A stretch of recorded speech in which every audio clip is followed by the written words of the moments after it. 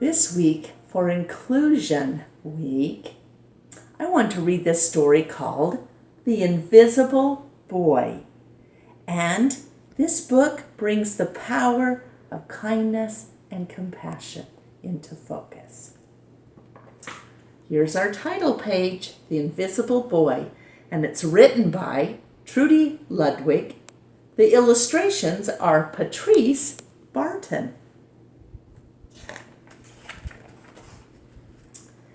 Can you see Brian, the invisible boy? Even Miss Kalani has troubles noticing him in her classroom. She's too busy dealing with Nathan and Sophie. Nathan has problems with what Miss Kalani calls volume control. He uses his outside voice inside too much. Sophie, she whines and complains when she doesn't get her way. Nathan and Sophie take up a lot of space. Brian, he doesn't. When the bell rings for recess, Micah and JT take turns choosing kids for their kickball team. The best players get picked first, then the best friends of the best players, then the friends of the best friends. Only Brian is left, waiting and hoping. JT glances in Brian's direction and just as quickly looks away. We've got enough players for each team, he tells the others.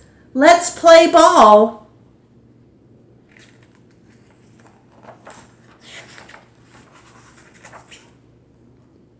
In the cafeteria, Madison and her friends talk about her birthday party.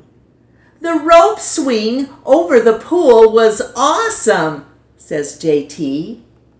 Yeah, so was the water slide, adds Fiona. That was the best pool party ever. I'm so glad you guys had fun, says Madison. Everybody did except Brian. He wasn't invited.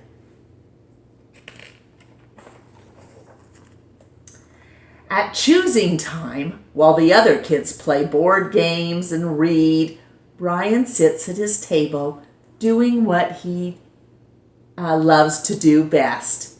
He draws fire-breathing dragons scaling tall buildings, space aliens locked in intergalactic battles, greedy pirates digging for treasures, and superheroes with the power to make friends wherever they go. Well, on Monday morning, Mrs. Kalani introduces Justin, a new student to the class. Brian smiles shyly at him. Some of the other kids sneak looks at Justin, trying to figure out if he's cool enough to be their friend.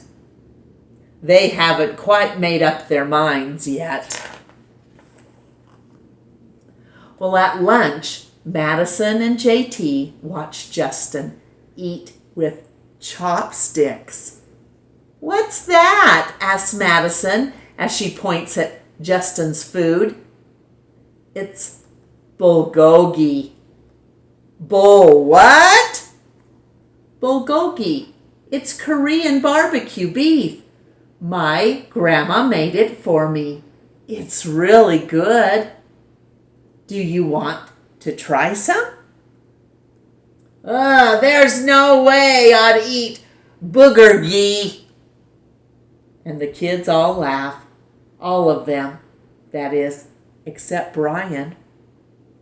He sits there wondering which is worse, being laughed at or feeling invisible.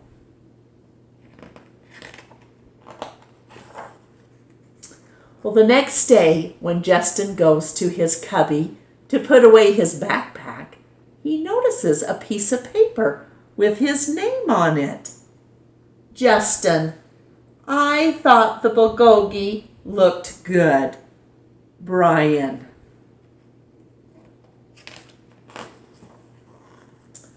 Well, at recess, Brian finds a piece of chalk on the ground and he starts drawing away. You're Brian, right? Yeah. Thanks for the note. Hey, Justin! Emilio calls. He calls out from the tetherball court. You're up next! Sorry, I gotta go, says Justin. And by the way, that's a really cool drawing, he adds, before taking off. Well, back in class, Mrs. Carlotti asked the kids to team up in 2s or 3s for a special project. The kids scurry around the room to pair off, and Brian heads toward Justin. I'm already with Justin, says Emilio. Find someone else. Brian looks at the floor. He wishes he could draw a big hole right there that would swallow him up. Well, Mrs. Carlotti said we can have up to 3 people in our group. We're only 2. Come on, Emilio. Let him work with us. Okay, I guess. Well, Mrs. Carlotti gives the class directions for the project. Your assignment is to work together to write a story about what you see in that photograph. Use your imagination and have fun. Whoa, cool, says Emilio. What kind of people do you think would live in houses like that? I don't know, but I bet Brian could draw them to go with our story, says Justin.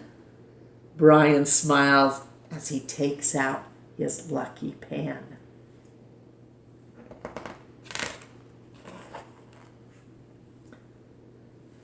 They're looking at the picture.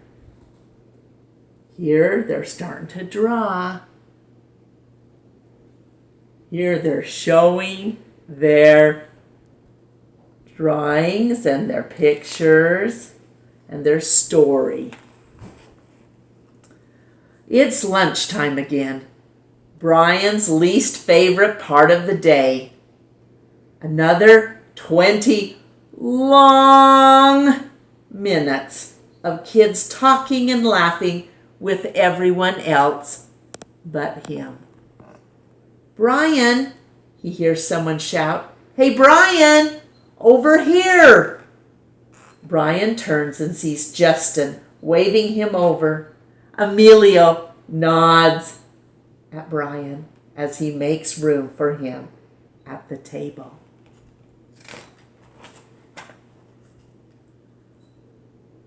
Cookie? Thanks. Maybe, just maybe, Brian's not so invisible after all. The end.